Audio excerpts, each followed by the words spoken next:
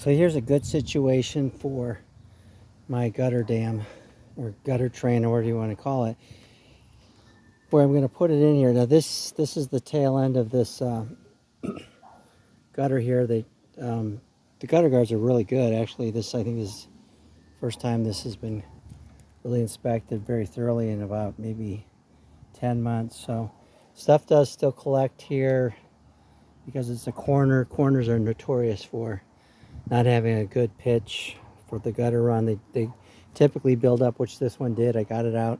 Now it's just kind of like wet, loose stuff. So what I'm going to do is I'm going to run my gutter wedge under here a couple times, not just once.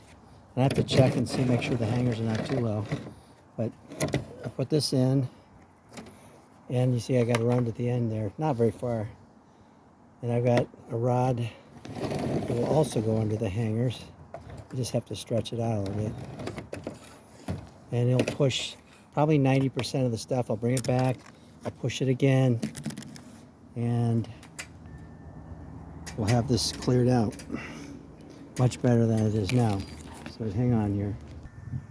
So as you can see, I'm pushing it. You can probably see it through the gutter guard here.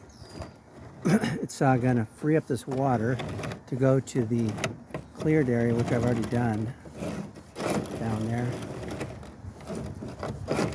And then on the other end, I can do the same thing, but it does reach a point where stuff collects, but I just got to go back and forth.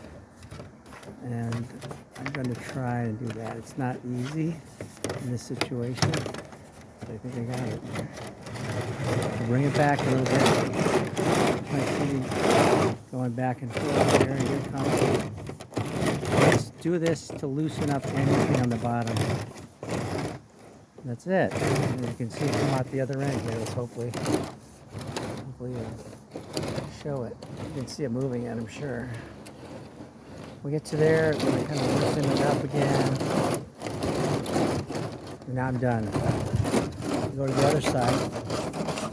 And once that backlog is opened, then the water will drain.